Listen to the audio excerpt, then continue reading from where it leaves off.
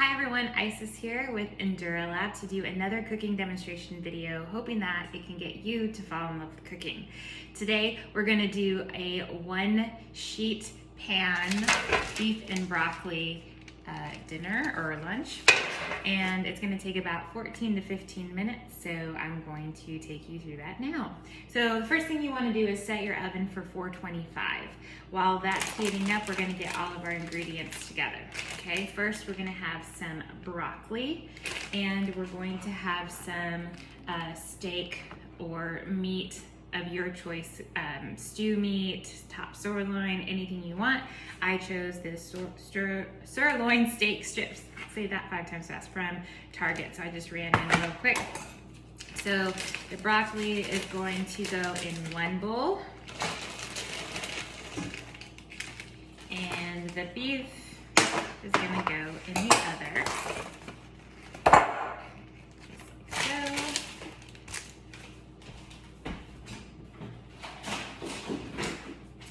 All right, and I'm going to create a sauce. Now, you can do just broccoli, or I also have this out to show you guys. You can also get like a stir fry kit that has other vegetables like carrots and snow peas and Brussels sprouts and all that. I love this, but so I'll make another version of this with these vegetables myself, but I'm gonna keep it simple today. So I'm gonna throw that in my fridge. Okay, my sheet pan is lined with parchment paper. If you've never used parchment paper, it's so nice because it's easy to clean up. You can cook on top of it and then throw that away, and it's not so much of a cleanup on your pan. All right, so we are going to start making our meat and broccoli marinade. So the first thing we're gonna do is we're gonna get 1/3 cup of coconut aminos. That's what this is. And it tastes very much like soy sauce. Okay, just doesn't have soy. It's just good. So I'm getting that in my 1/3 cup. It's a little sweeter than soy sauce. Soy sauce is a little bit saltier, tangier. This is gonna be a little bit sweeter. So in that goes. And then if you have a sesame oil, do like 2 tablespoons of sesame oil. I don't have it, but I have this, I don't even know how to pronounce it, gomasio seasoning, and it's basically sesame seeds and sea salt. So I'm just gonna put in 1/2 teaspoon of that for flavor in there. And then I'm gonna put 3 cloves of minced garlic. So I already have my garlic minced. Keep it easy, right? Just like I could have bought like head of broccoli and chopped it up. No, I'm gonna buy the already pre-cut, pre-washed stuff. So I'm gonna go ahead and put my garlic in. I know that 1/2 teaspoon is 1 clove, so I need 3. There you go. And then I'm going to put in some apple cider vinegar. Now the reason I'm doing this is because a recipe for beef and broccoli might call for white rice vinegar, and sometimes I have it, sometimes I don't, but I don't want to overcomplicate it, so I'm just gonna put apple cider vinegar. It's just enough, it's just a teaspoon, so I'm just gonna put a teaspoon in there. It won't overpower this recipe with that apple cider, so go ahead and use what you have. If you have sesame oil, use it. Or I'm sorry, white rice vinegar. Okay, then we're gonna put 1/2 teaspoon of salt. No, I'm kind of guilty. I don't measure salt, mostly because I love it. And I always put just a little bit more. So, some salt and some ginger. Now I used ground ginger because again, like I don't have a ton of fresh ingredients on hand because it will go to waste. So you could use fresh ginger here, just a 1/2 teaspoon. Or I can just use this ground ginger.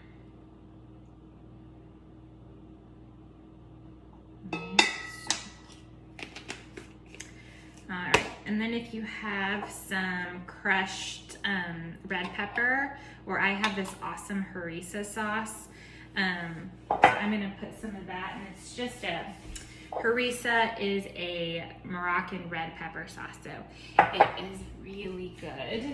Just grabbing a paper towel, clean off my measuring spoon. So we're gonna put half a teaspoon of that in here.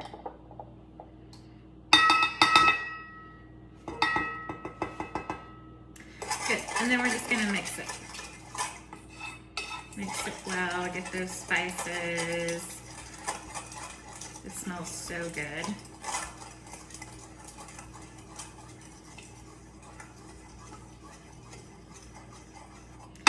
All right, so once you mix that all up, and I know some of my grated gingers kind of stick together. Okay, get it all mixed up, and then you're gonna pour half of the mixture over your beef, like so, and half over your broccoli. Okay, let me clean this up just a little bit. My tongs.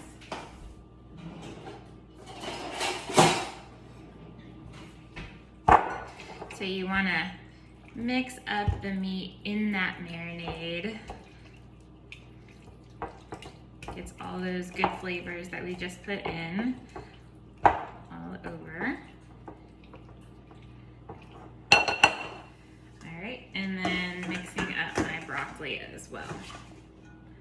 There's a little leaf, get that out of there.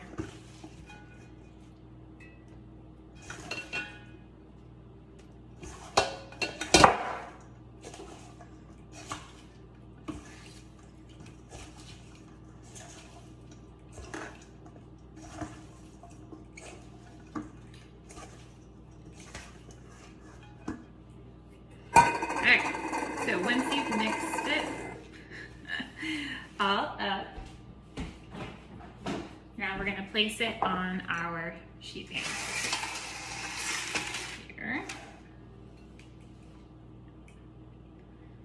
And I like to place it kind of all around, so when I put the broccoli on top, like the flavors of the meat will spill into the broccoli. So kind of spread out that meat.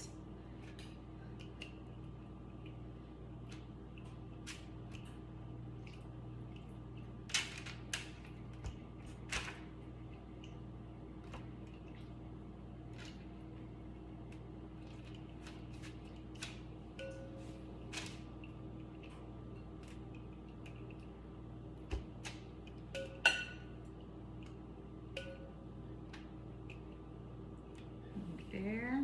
And then you're going to use that remainder of the sauce in a minute, so don't get rid of that. And then you're going to kind of spill the broccoli over the rest of the pan. So you have a nice mix of the beef and the broccoli. And then you're going to pour the remainder of the sauce, kind of drizzle that over where you see kind of broccoli that maybe hasn't been hit by the sauce. Okay, get some of that garlic out of there. Awesome, looks so pretty.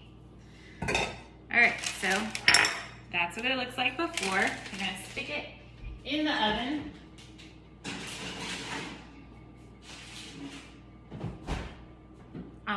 It's again at 425. Okay, and we're gonna bake that for about 12 to 14 minutes. So I'm gonna set the timer for that mid-range, 13 minutes. Now, while that's going, I'm going to make the sauce that's gonna go on top. Sauces don't have to be hard. You can also buy pre-made sauces. If I look for sauces, I'm looking for sauces that are low in sugar.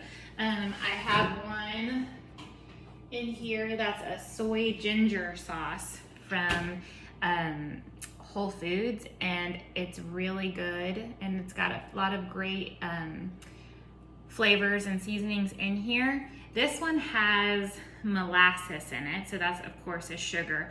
But you know, some of those sauces that you buy can have a lot of really crazy ingredients. So if you can't pronounce them, or if it's like high fructose corn syrup or MSG or whatever, those are definitely things you want to avoid. So again, I typically don't make a lot of sauces, but it's best to make your own. So we're going to make it this time with, again, the coconut aminos. So we're going to use tablespoons. Let's see.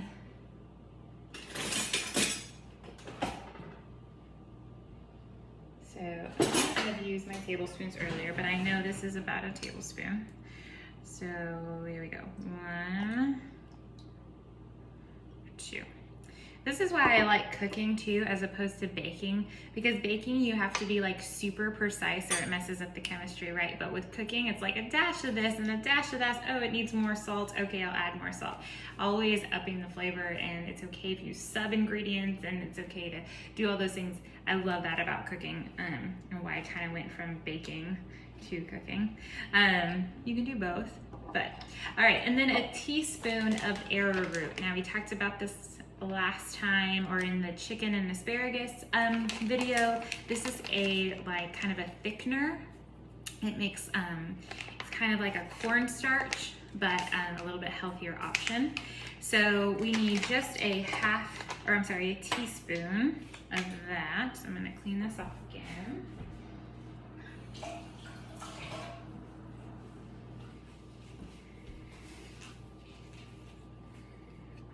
And add that.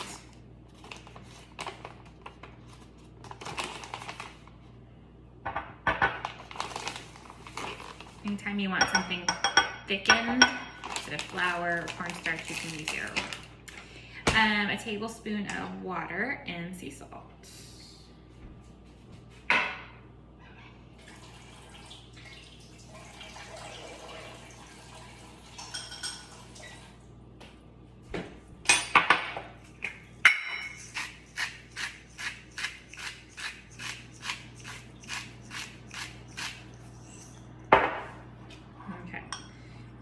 Stir that up.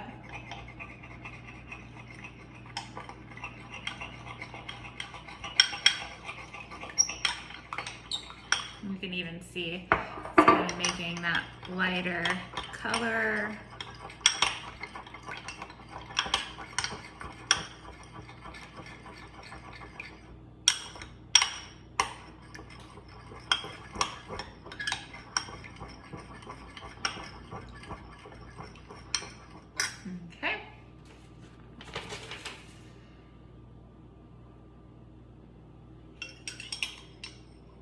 Now, if you have a small pot, I suggest we're gonna heat it up on the stove for just a little bit to kind of thicken that sauce and kind of keep it hot.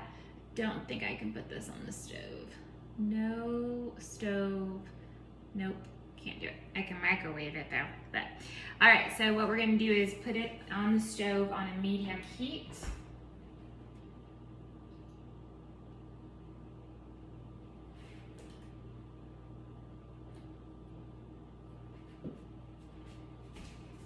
And allow that sauce to thicken. And then when the beef and broccoli comes out of the oven, we can drizzle that sauce on top. We are going to today serve this on top of white rice. I have white rice on the stove that I had put on before I started cooking. That's something that you could meal prep ahead of time, so you have rice on hand, or if you buy rice that's already in the pouch that you can microwave, or you can buy frozen rice that you can microwave. Also, you can do cauliflower rice, or more vegetables, right? The sky's the limit on that. So we will have that out of the oven soon, and that sauce ready to go. We'll be right back. Welcome back. All right, it's out of the oven, and I feel like I'm at like a hibachi where I'm cooking in front of you and you guys see steam and everything, but it's gorgeous. If you like yours a little bit crispier, you can put it on the broiler on high for about 1 to 2 minutes and kind of crisp up some of that broccoli and some of that meat. So the way that I'm going to plate it today is I'm going to put it into to-go containers, because this can be either a quick lunch or a quick dinner sometime later this week. So I'm going to put a 1/2 cup of rice, about a 1/2 cup, in each container. And it looks like I only have enough for 3, so that's fine, because normally I will stack mine on a pile of more veggies. So there is that. And then just for like presentation purposes, I might pat it down so that it's flat, looks pretty on a bed of rice.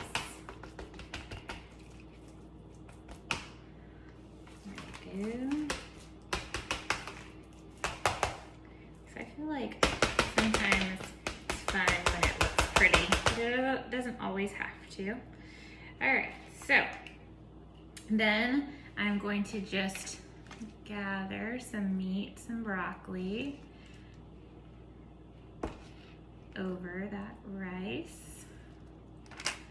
Oop. Smells so delicious.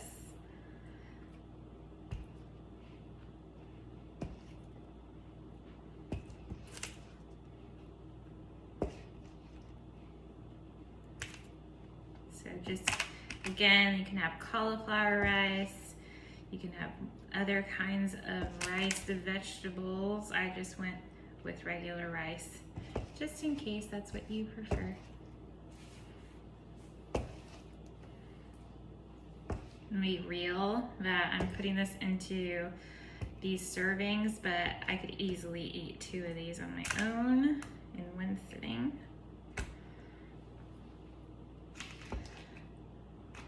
All right, so they're all plated up. Okay, and that sauce that we made, here's what it looks like. I did add a little bit of water because it was really thick. And so I'm just gonna drizzle that over.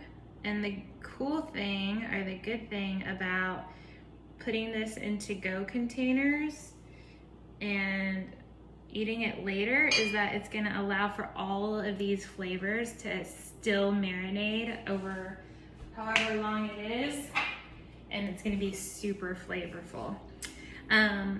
So that's the 1 pan broccoli, beef and broccoli, and how you can actually use this as a meal prep. So, you know, if you're doing something on the stove, you could do this in the oven at the same time like you're cooking dinner. You have meal prepped for the week as well. Yeah, so happy cooking, and thanks for watching.